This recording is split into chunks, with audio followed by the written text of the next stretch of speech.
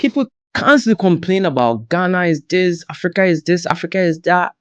But it is the bold ones, people who are up to stand up to the status quo and change things around that make a dent in the universe. I'm simply tired of people thinking that the West was created as it is today. There were individuals who sacrificed everything, put everything on the line, right, to make a difference and make people's lives easier. So we're going to take a look at a couple of figures in the Western Hemisphere that made a dent in the universe, made people's lives a lot easier. Amazon, right? Somebody had an idea that he can get your package to you the next day or the same day, and it was thought to be impossible at the time of, right? And Amazon is what it is today. It took an individual, not a government, an individual, right? And we can go back. A lot of big banks in America and all that is owned by individuals, right, that decided to do something that changed it. So let's look at Ghana in this case. A lot of people are complaining about Ghana is this, Ghana is that, the government is doing that. Just let's stop looking at all of that. This is true. I can fall into this myself, but I have noticed that a lot of people in Uganda, and I guess it would be the same thing as Americans, when you're tired of a place, you don't really see opportunity. They fall into that, there's no opportunities. And maybe that may be true because it's been so hard. It's difficult. It is kind of difficult to do things here, but that mentality still doesn't get you anywhere. And he's right so far. Let's see how we can make a change. People are making money in this very country that you're complaining about. Yep. Imagine being in Dubai where they're like, we don't have enough land, so we're going to create our own land. And you are being pessimistic and talking a lot of crap. How would you feel today? That's exactly how you're going to feel about Ghana when the time comes. Because the Chinese, the Lebanese, the Indians are here massively setting up things. And another thing that I realize is, us, the locals, Ghanaian black people, we don't like discomfort. Right? The Chinese, the Indians, the Lebanese, they will go all the way out. So I have my case study today. Look at this big Chinese factory at Afienya. These people came here about 15 years ago and set up this factory. And it was bare forest in this area. They came up and set it. Now they are doubling the road. A lot of people are developing all around them.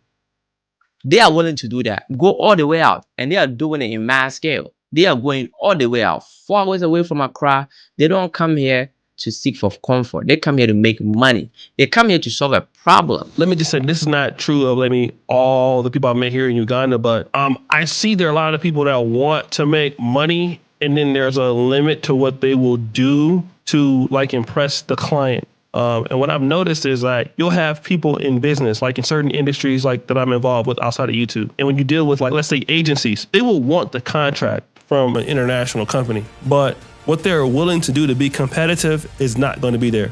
So you'll find that somebody will come in from Kenya. There's a story about a guy here from Kenya. He started an agency in 2020. It's now 2025. He has every major brand underneath his agency, underwriting and all of that.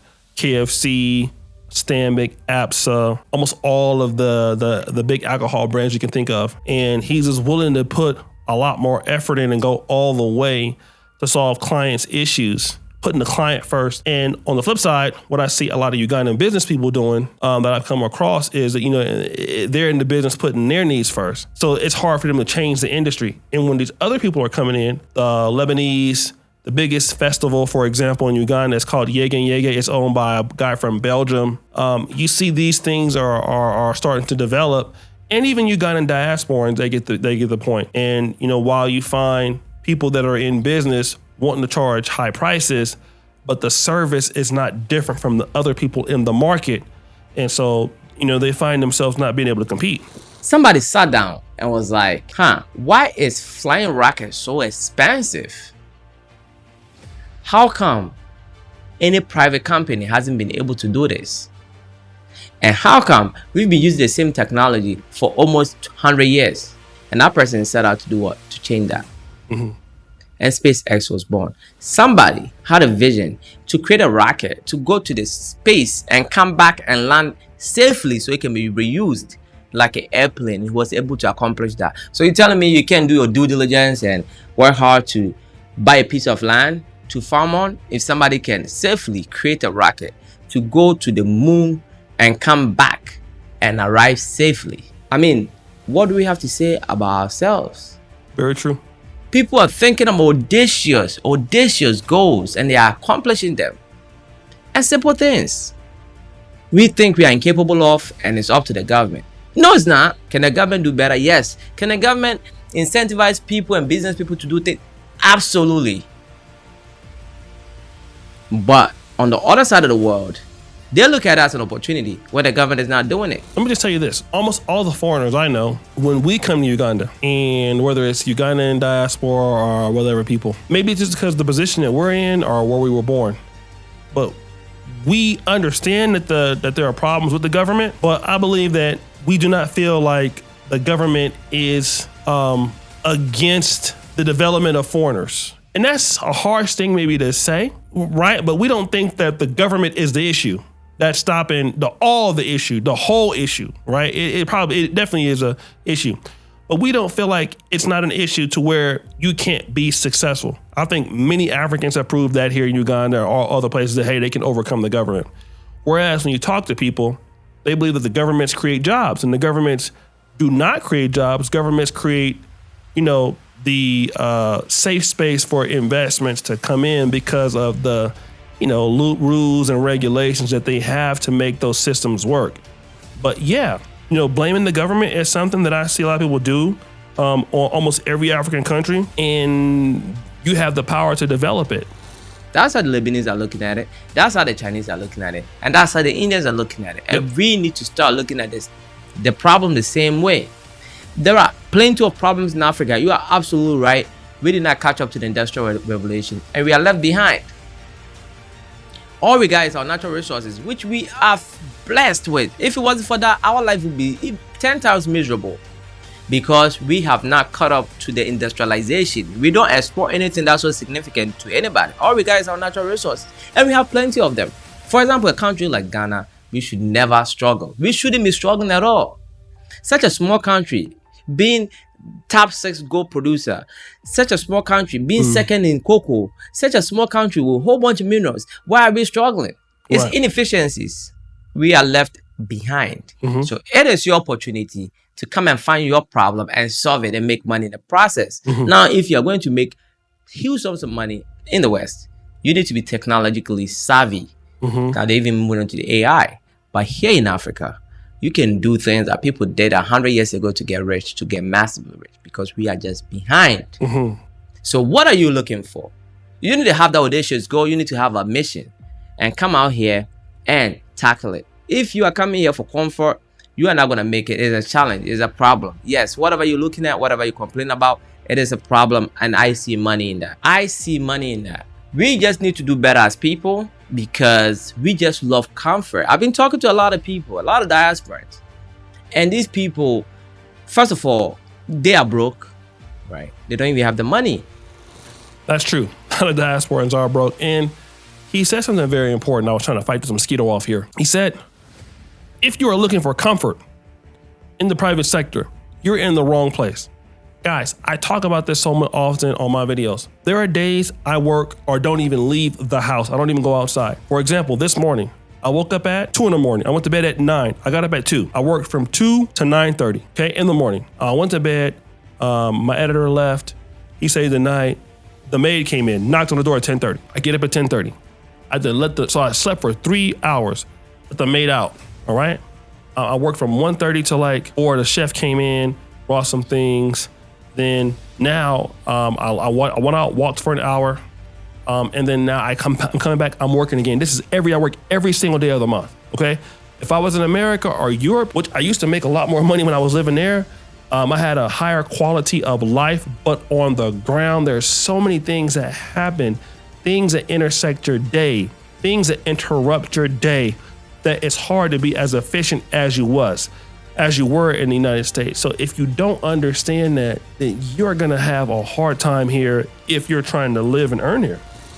But they want to live in fancy places. They wouldn't compromise for the long run.